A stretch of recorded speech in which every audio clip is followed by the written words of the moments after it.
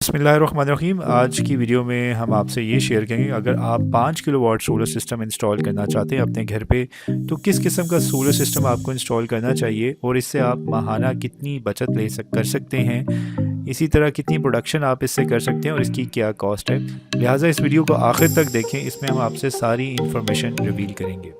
अस्सलाम वालेकुम to everyone. मेरा नाम शफीकुर रहमान है और जिस कंपनी से हम रिप्रेजेंट करते हैं उसका नाम Bright Weather Solutions Private Limited है। आज जिस जगह पे हम मौजूद हैं ये बहरिया टाउन फ़ेज़ 8 है और सेक्टर ई है। इस सेक्टर में अल्हम्दुलिल्लाह हमने पहले भी नंबर ऑफ़ सिस्टम इंस्टॉल किए हैं और अगेन वी आर हियर। और अगर मैं इस वीडियो की आपको डिटेल्स बताऊं तो ये जो साइज़ ऑफ द सिस्टम है वो 5.5 किलोवाट है। अब हम बात करते हैं कि 5.5 किलोवाट में आप क्या-क्या लोड चला सकते हैं। ये ऑन ग्रिड सिस्टम है। वैसे तो ऑन ग्रिड में जो लोड होता है वो इंडिपेंडेंट होता है, कोई भी लोड चला सकते हैं, लेकिन जनरली अगर जो आप मुझसे पूछें कि सवाल कि 5 किलोवाट या 5.5 किलोवाट में क्या लोड चल सकता है, इसमें आप 2 अदद एयर कंडीशंस 1.5 टन के, लाइट, इस्त्री, फैन्स और इसी तरह पानी वाली मोटर और रेफ्रिजरेटर आप 5 किलोवाट में मैनेज कर सकते हैं। अब बात कर लें इस सिस्टम की, ये सिस्टम जो है ऑन ग्रिड है, हाइब्रिड नहीं है। ऑन ग्रिड का बेनिफिट ये होता है कि लोड इंडिपेंडेंट होता है और जो हाइब्रिड सिस्टम होता है वो लोड डिपेंडेंट होता है। अगर आप किसी ऐसे एरिया में हैं जहाँ पे लोड शेडिंग बहुत ज़्यादा होती है तो वहाँ पे कोशिश करें आप हाइब्रिड सिस्टम का इंतखाब करें। और अगर ऐसे एरिया में जहाँ पे लोड शेडिंग बहुत कम होती है, जैसे बैरिया टाउन है, रावलपिंडी का एरिया है, यहाँ पे बहुत कम लोड शेडिंग होती है, ना होने के बराबर होती है। तो इस वजह से हमारी कोशिश ये होती है बैरिया टाउन या इस तरह के सेक्टर में या ऐसी जगह जहाँ पे लोड शेडिंग कम होती है तो वहाँ पे हम जो सिस्टम का इंतखाब करते हैं वो ऑन ग्रिड सिस्टम का इंतखाब करते हैं।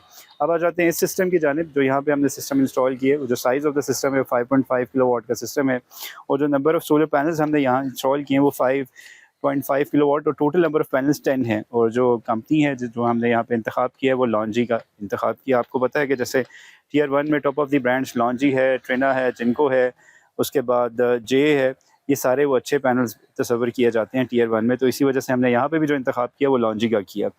और स्ट्रक्चर की बात की जाए तो हमने यहाँ पे एलिवेटेड स्ट्रक्चर यूज़ किया है। मोस्टली 90% हमारी यहाँ पे जो बैरिया टाउन में इंस्टॉलेशंस होती है वहाँ पे हम इसी टाइप का स्ट्रक्चर इंतखाब करते हैं। उसकी रीज़न ये है कि इसमें एक तो आपके पास स्पेस जो है वो काफ़ी स्पेयर होती है। इसी तरह आप किसी पर्पज़ के लिए अगर जो आपने छत यूटिलाइज़ करना है तो आप कर सकते हैं।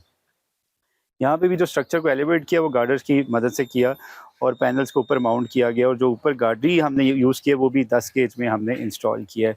उसके बाद अगर जो हम आ जाएँ इन्वर्टर की जानिब, तो इन्वर्टर यहाँ पे हमने 11 किलोवाट का सोफ़र का इस्तेमाल किया।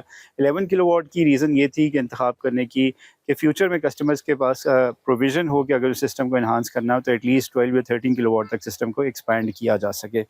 और यहाँ पे भी अगर जो सेफ्टी के फ़ीचर्स की बात की जाए तो सारे सेफ्टी फ़ीचर्स हमने यहाँ पे जो है वो मुहैया किए हैं, जिसमें लाइटिंग रेस्टर है सेपरेटली उसको अर्थ किया है। इसी तरह यहाँ पे जो डीसी है उसको सेपरेट अर्थ किया है, पैनल्स को, स्ट्रक्चर को।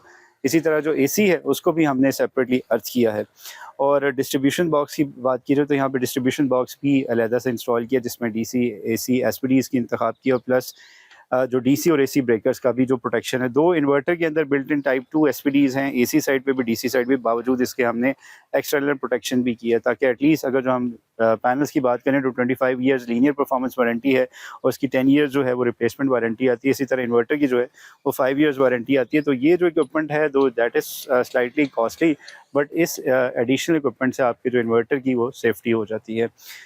पैनल्स के अगर तरफ ध्यान दें तो हमने पैनल्स में बीच में सेपरेटली स्पेस भी छोड़ी है। उसकी रीज़न ये है कि फ्यूचर में एक तो ये पैनल्स इनके पास ऑलमोस्ट 8 किलोवाट तक ये पैनल्स ऐड कर सकते हैं इसमें। तो इस वजह से हमने सेंटर में जो है वो स्पेस छोड़ दी ताकि इन फ्यूचर में जब ये पैनल्स ऐड करना चाहें तो इसी स्ट्रिंग पे अप टू ये 9 किलोवाट तक पैनल्स ऐड कर सकते हैं।